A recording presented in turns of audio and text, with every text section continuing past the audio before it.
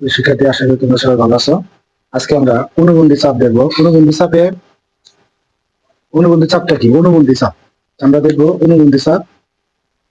অনুবন্ধী চাপ। এই চাপে দেখো, এখানে আমাদের পুরো একটা বৃত্ত আছে। এই বৃত্তের এই পর্যন্ত আছে অর্ধবৃত্ত, এইটুকু আছে কি অর্ধবৃত্ত। এই অর্ধবৃত্তের ছোট যে চাপ, আমরা এই অর্ধবৃত্তের একটু ছোট চাপ নিলাম। এখানে একটা চাপ, এটা। এখন এই চাপটার নাম হচ্ছে উপচাপ। এই ছোট যে চাপ আছে এর নাম হচ্ছে উপচাপ, আর এইটার নাম হচ্ছে অধিচাপ। এর নাম হচ্ছে অধিচাপ। তো অধিচাপে আমাদের প্রশ্ন আছে, তাহলে অনুবন্ধী চাপটা কি? অনুবন্ধী চাপ হচ্ছে দুটি চাপ মিলে যদি একটা পূর্ণবৃত্ত হয়। দুটি চাপ, এখানে অধিচাপ এবং উপচাপ, এই দুইটা মিলে আমাদের কি হয়েছে? একটা পূর্ণবৃত্ত। আর পূর্ণবৃত্ত হলে এই দুটি চাপকে পরস্পরের অনুবন্ধী চাপ। অনুবন্ধী মানে একসাথে বন্ধী হয়ে যদি একটা বৃত্ত হয়, তার নাম হলো ওই অনুবন্ধী চাপ। আর অনুবন্ধী চাপে দেখো, এখানে দুইটা চাপ আছে, একটা হচ্ছে উপচাপ, একটা হচ্ছে অধিচাপ। উপচাপে এখানে প্রশ্ন চেয়েছে বৃত্তের উপচাপের অনুবন্ধী চাপে অন্তর্লিখিত কোণ। তাহলে উপচাপের অনুবন্ধী চাপ, এই উপচাপের অনুবন্ধী চাপ হচ্ছে অধিচাপ। তাহলে আমাদের এখানে উপচাপের অনুবন্ধী চাপ হচ্ছে অধিচাপ। তো আমাদের অধিচাপে কি কোণ হয়? অধিচাপের অন্তর্লিখিত কোণ। এই যেখানে অধিচাপের অন্তর্লিখিত কোণটা কত হয় দেখো। অন্তর্লিখিত কোণটা আমাদের এখানে দেখো, এই যে পরিমাপ করি, তো এখানে কত হয়? শূন্য থেকে ধরো, এই যে শূন্য থেকে আমরা ধরি, এই যে শূন্য থেকে আমাদের ধরলাম, তাহলে দেখা যাচ্ছে এখানে কত? ৭০-এর উপরে ৭৬ ডিগ্রি। এটা কত? 7 ডিগ্রি। এটা আমাদের কি, যে অনুবন্ধী চাপটা কি? উপচাপের অনুবন্ধী চাপ হচ্ছে অধিচাপ। উপচাপের অনুবন্ধী চাপ হচ্ছে অধিচাপ। অধিচাপে অন্তর্লিখিত কোণ হচ্ছে কি? অধি মানে বেশি, বেশি হলে কি সূক্ষ্ম। তো আমাদের সঠিক অপশন হচ্ছে সূক্ষ্ম কোণ।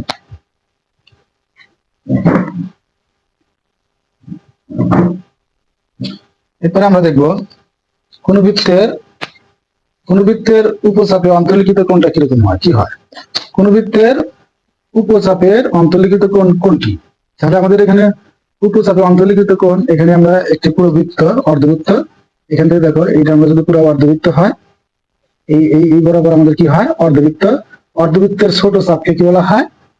উপচাপ। তাহলে উপচাপের অন্তর্লিখিত কোণ, যেমন এখানে আমরা এ থেকে, আমরা যদি এখানে একটা বিন্দু দেই, তো এখানে দেখো, এখানে একটা কোণ হয়।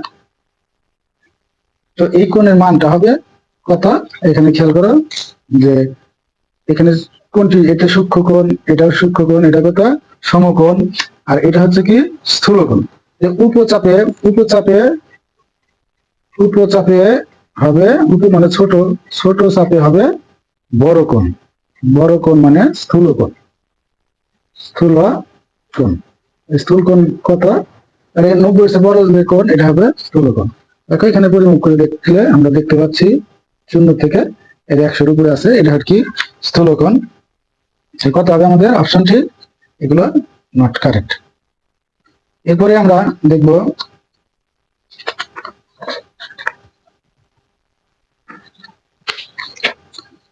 বৃত্তের বহিস্থ কোনো বিন্দু থেকে ওই বৃত্তে সর্বোচ্চ কয়টি স্পর্শক আঁকা যায়। তাহলে এখানে আমাদের কয়টা কি দেওয়া আছে? আমাদের এখানে সঠিকভাবে বোঝার জন্য আমরা এই বৃত্তের ও কেন্দ্র বিশিষ্ট একটা বৃত্ত ধরেছি, ও কেন্দ্র বিশিষ্ট বৃত্ত, এবং পি তার বহিস্থ বিন্দু, এটা ও কেন্দ্র বিশিষ্ট।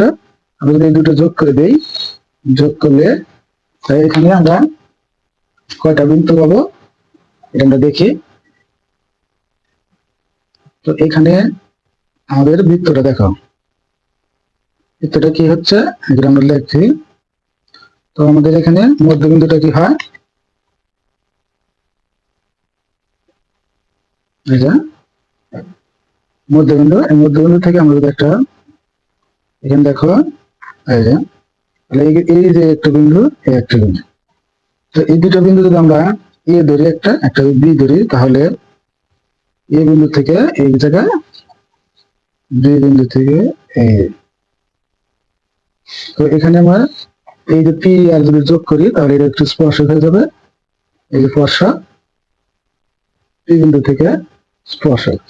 দেখো তোমরা দেখতে পাচ্ছ এখানে পি বিন্দু থেকে এখানে আমরা একটা স্পর্শক হয়ে গেছে। পি বিন্দু থেকে বৃত্তে ও কেন্দ্রবিষ্ট বৃত্তে পি হল বাইরের একটা বিন্দু, পি হচ্ছে বহিস্থ বিন্দু হচ্ছে পি। পি বিন্দু থেকে ওই বৃত্তের সর্বোচ্চ কয়টি স্পর্শক আছে? তোমরা দেখতে পাচ্ছ যে এখানে আমরা এখানে পি থেকে একটা স্পর্শক হয়ে গেছি, আবার পি থেকে এই বি বিন্দুতে একটি স্পর্শ হয়ে গেছে। তাহলে আমাদের সঠিক অপশন হচ্ছে এখান থেকে দুইটা স্পর্শক আনতে হবে। সঠিক অ্যান্সার দুটি।